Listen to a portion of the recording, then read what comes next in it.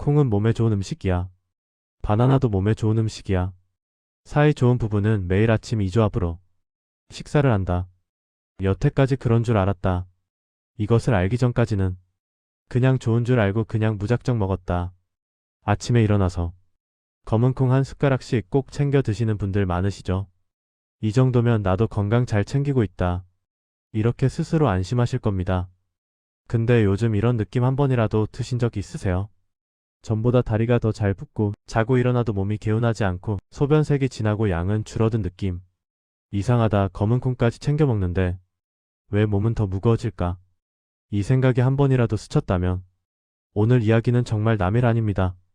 실제로 60이 넘어서 검은 콩을 꼬박꼬박 챙겨 드시는 분들 중에 이런 분들이 꽤 많습니다. 무릎이 아파서 관절에 좋다길래 검은 콩을 매일 먹었거든요. 그런데 어느 날부터는 손이 붓고 발이 퉁퉁해지는 거예요. 혈관이 걱정돼서 밥 대신 요거트에 검은 콩, 바나나, 토마토까지 넣어서 몸에 좋다며 하루 한 그릇씩 먹었는데 오히려 더 피곤하고 머리가 무거운 느낌이 계속되는 거예요. 병원에 가보면 이런 말이 나옵니다. 검은 콩이 나쁜 건 아닌데요. 지금처럼 섞어 드시면 신장에는 꽤 벅찰 수 있습니다. 여기서 많은 분들이 놀랍니다. 아니, 몸에 좋다는 것만 골라 먹었는데 이게 왜 신장에 부담이 돼요? 문제는 검은 콩이 아니라 검은 콩과 같이 먹었던 조합입니다. 검은 콩은 분명 좋은 곡물입니다. 그런데 67을 넘기면서 어떤 음식과 만나느냐에 따라 약이 되기도 하고 진짜로 신장에 짐이 되기도 합니다. 특히 이런 말 한 번쯤 들어보셨을 겁니다. 바나나는 몸에 좋다. 토마토는 피를 맑게 한다. 요거트는 장에 좋다. 그래서 아침에 이렇게 드시는 분 많으실 겁니다.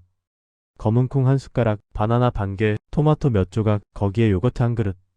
겉으로 보면 너무 건강해 보이는 한 끼죠. 그런데 신장 입장에서 보면 오늘도 일이 너무 많다. 이렇게 한숨이 나오는 조합일 수 있습니다. 왜 그럴까요? 나이가 들수록 신장은 피를 걸러내는 속도가 느려집니다. 젊을 땐 같은 양을 먹어도 금세 처리해 주던 신장이 67이 지나면 하루 종일 일을 해도 다 못 비우는 날이 생깁니다. 그 상태에서 칼륨이 많은 음식, 산성이 강한 음식, 덩어리가 큰 단백질이 한 번에 몰려 들어가면 신장은 속으로 이렇게 말합니다. 이건 혼자 감당하기 어렵다. 그러면 몸은 신호를 보내기 시작합니다. 발이 잘 붓고 저녁이 되면 신발이 꽉 끼는 느낌이 들고 아침에 눈두덩이와 손가락이 부어있고 소변량은 줄고 색은 진해집니다.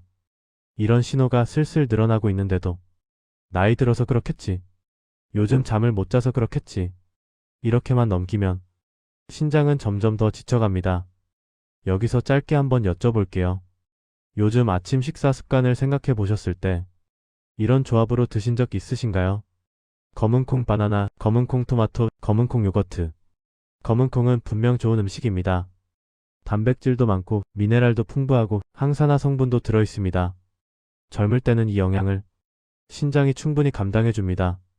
하지만 60 이후에는 같은 검은 콩이라도 누구와 같이 들어가느냐가 훨씬 중요해집니다. 바나나와 함께 들어가면 칼륨이 한꺼번에 몰려서 몸 안에 쌓일 수 있고 토마토와 함께 들어가면 검은 콩 속 성분과 섞여 결석의 재료가 될 수 있고 요거트와 함께 들어가면 단백질과 칼슘, 산성이 겹치면서 신장과 소화기관이 더 힘들어질 수 있습니다. 지금 드린 말이 모두에게 겁을 주려는 이야기는 아닙니다. 검은 콩을 끊으라는 이야기는 더더욱 아닙니다. 중요한 건 이것 하나입니다. 60 이후에는 무엇을 먹느냐 못지않게 무엇과 같이 먹느냐가 신장을 살리느냐 지치게 하느냐를 가른다. 그래서 오늘은 검은 콩을 위험하게 만드는 조합 3가지 그리고 검은 콩을 오히려 신장을 돕는 방향으로 바꿔주는 좋은 조합까지 함께 풀어드리려고 합니다. 한 번만 듣고 지나가면 다음 주쯤이면 또 잊게 됩니다. 그래서 이 내용은 아침 준비하실 때, 점심 설거지 하실 때, 저녁에 누워 계실 때 라디오처럼 틀어놓고 2번, 3번 편하게 들으셔도 좋습니다. 귀에 익어야 식탁 앞에서 손이 멈춥니다. 아, 이 조합은 피해야지. 이렇게 먹는 게 내 신장에 편하겠구나.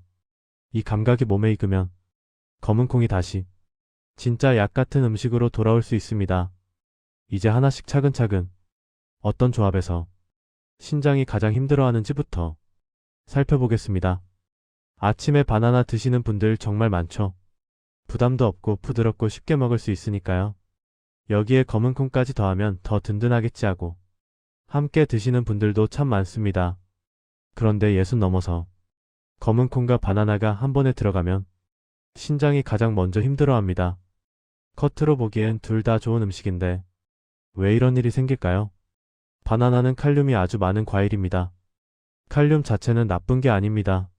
젊었을 때는 오히려 혈압을 낮추는 데 도움이 되기도 했습니다. 그런데 나이가 들면 상황이 달라집니다. 신장이 칼륨을 밖으로 내보내는 힘이 눈에 띄게 떨어지기 때문입니다. 여기에 검은 콩까지 들어가면 칼륨 양이 순식간에 2배 가까이 늘어나게 됩니다. 검은 콩에도 칼륨이 꽤 들어있기 때문입니다. 그러면 신장은 이렇게 말하는 것과 같습니다. 오늘은 한꺼번에 너무 많이 들어온다. 이걸 다 처리하기가 버겁다. 칼륨이 몸 안에 너무 많이 쌓이면 가장 먼저 나타나는 게 손저림, 가벼운 심장 두근거림, 그리고 오후가 되면 다리가 무겁고 붓는 느낌입니다. 이게 계속되면 혈압이 흔들리고 심장 박동이 불규칙해지는 경우도 생깁니다. 특히 이런 분들은 더 조심하셔야 합니다. 아침을 과일로 가볍게 드시는 분, 과일이 몸에 좋다고 믿고 바나나를 1개 이상 드시는 분, 변비 예방한다고 검은 콩가루와 바나나를 섞어 드시는 분, 이 3가지 패턴은 겉으로는 너무 건강해 보이는데 신장 입장에서는 일이 갑자기 몰리는 조합입니다. 여기서 잠깐 하나 여쭤볼게요. 요즘 아침에 기운이 없고 식사하고 나면 몸이 더 피곤해지는 느낌이 있으셨나요? 이런 변화가 바나나 때문이라고는 거의 아무도 생각하지 못합니다. 하지만 신장은 그 차이를 아주 민감하게 느낍니다. 그럼 바나나는 아예 먹지 말아야 하느냐? 그건 아닙니다. 중요한 건 같이 먹는 타이밍입니다. 검은 콩을 드신 날은 바나나를 잠시 쉬어주는 게 좋고, 바나나를 먹고 싶은 날은 검은 콩은 점심이나 저녁 초반으로 옮겨서 시간을 넉넉히 떨어뜨려 주시는 게 좋습니다. 하루 식단에서 단순히 순서를 바꾸는 것만으로도 신장의 부담은 크게 줄어듭니다. 바나나 1개가 문제가 아니라 검은 콩과 함께 들어가는 그 순간이 신장에게는 가장 무거운 시간입니다. 조금만 조정하면 됩니다. 좋다는 음식을 좋은 때에 몸이 감당할 수 있는 방식으로 넣어주는 것. 이게 60 이후의 식단에서 가장 중요한 부분입니다. 이제 다음 조합으로 넘어가 보겠습니다. 많은 분들이 건강식이라고 생각해서 검은 콩과 자주 함께 드시는 음식인데 의외로 이 조합이 신장을 훨씬 더 지치게 합니다. 검은 콩이 좋다는 건 다 아시죠? 여기에 견과류까지 더하면 더 건강해 보입니다. 그래서 아침마다 검은 콩 볶음 1숟가락, 견과 1줌을 함께 드시는 분들 정말 많습니다. 그런데 60 지나면 이 조합이 몸에서 전혀 다른 반응을 만들 수 있습니다. 특히 신장은 이 2가지가 함께 들어오는 걸 가장 힘들어합니다. 이유는 단순합니다. 검은 콩도 단백질이 많고 견과류도 단백질이 많고 기름 성분도 많습니다. 젊었을 때는 괜찮았지만 나이가 들면 단백질을 분해하면서 생기는 찌꺼기와 기름 성분을 처리하는 능력이 서서히 떨어지기 때문입니다. 이걸 신장이 다 걸러줘야 하는데 검은 콩과 견과류를 함께 먹으면 처리해야 할 찌꺼기 양이 갑자기 확 늘어나는 겁니다. 몸이 제일 먼저 보내는 신호는 속이 더부룩하고 식후에 유난히 피곤하고 오후에 몸이 무거워지는 느낌입니다. 요즘 이런 변화 느껴지시나요? 혹시 나이 들어서 그런가 보다 하고 넘기진 않으셨나요? 많은 어르신들이 이게 잘못 맞춰진 음식 조합 때문이라는 걸 전혀 모르십니다. 제가 들은 이야기 하나가 있는데요. 동네에 박순자 어르신이 계십니다. 손주들 위해 간식도 직접 챙겨주실 만큼 늘 손이 빠르신 분인데 어느 날부터 자꾸 숨이 차고 계단만 올라가도 가슴이 뛰어서 병원에 가셨대요. 검사 결과 이상하게 단백질 찌꺼기가 많이 쌓여 있었던 겁니다. 그 원인이 바로 검은 콩과 견과류를 매일 아침 공복에 같이 드신 습관이었어요. 견과류는 몸에 좋지만 60 이후에는 한 번에 많이 먹으면 소화에도 부담이 되고 신장에도 과부하가 걸립니다.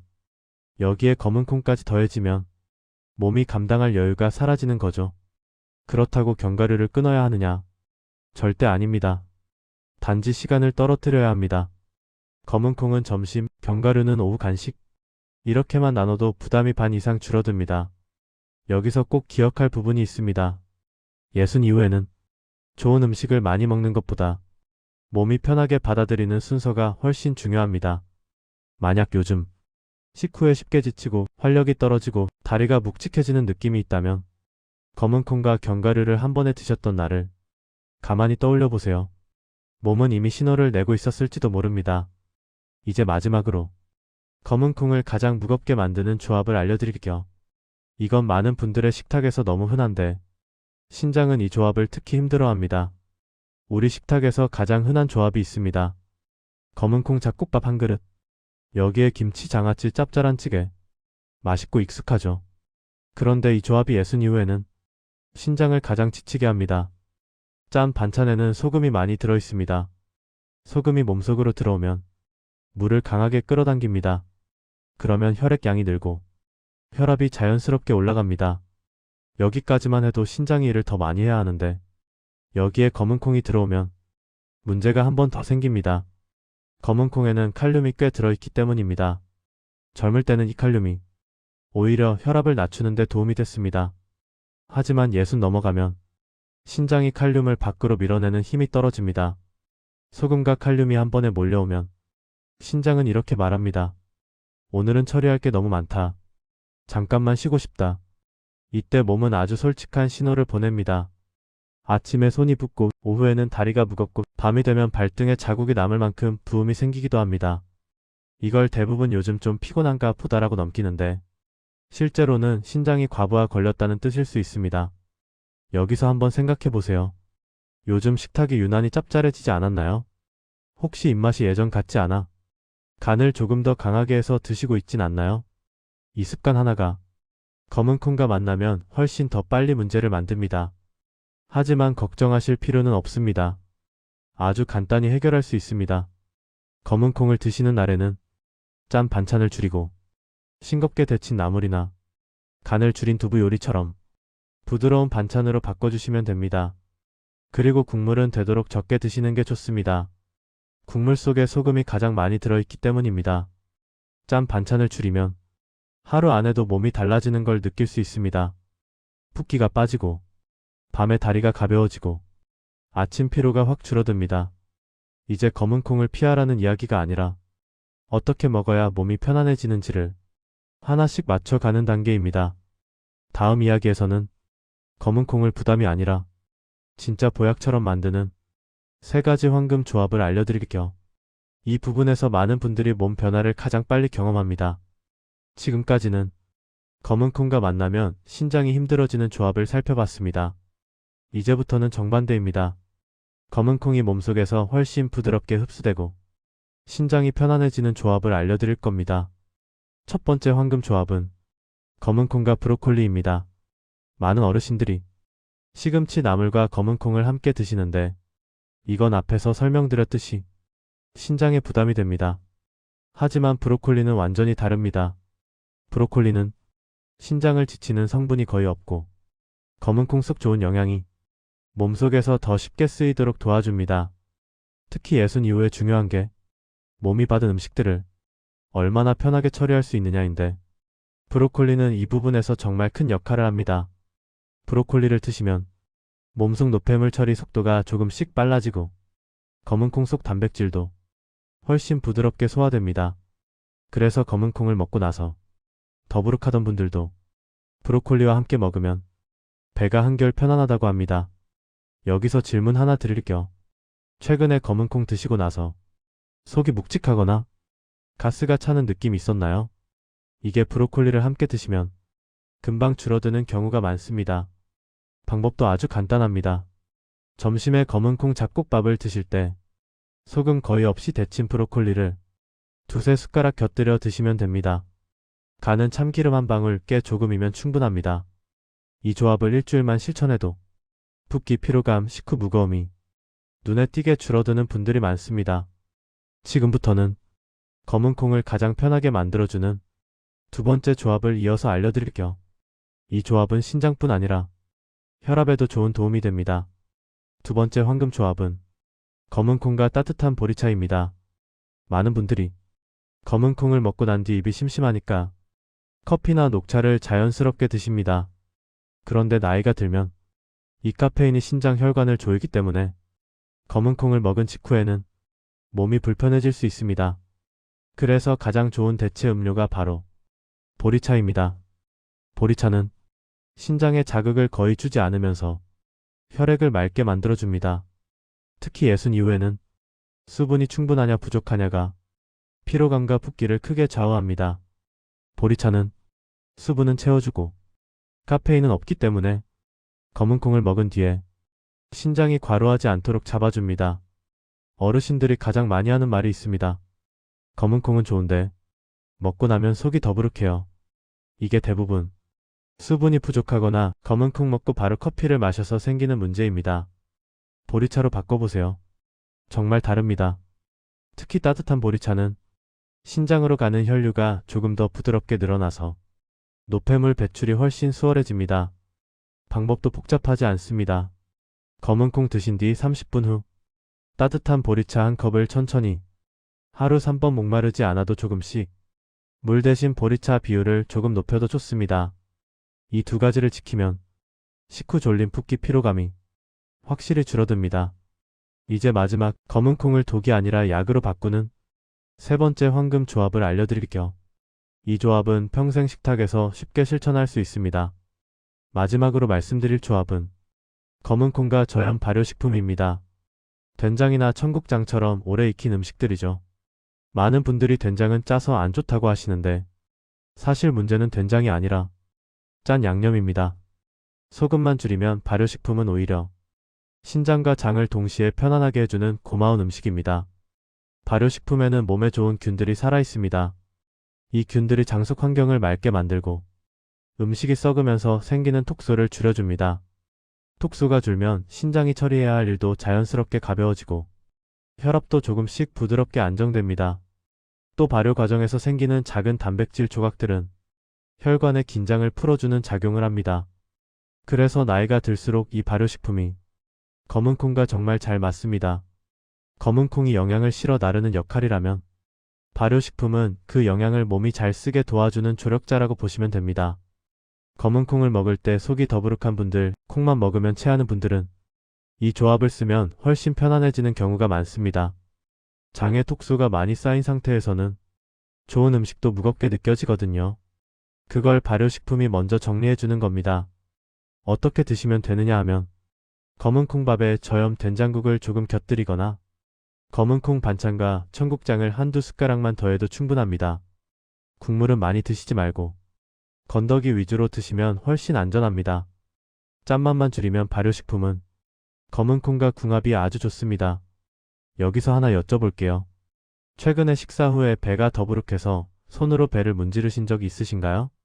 또는 저녁만 되면 다리가 붓거나 자고 일어나도 몸이 무겁게 느껴지는 날이 잦아지셨나요?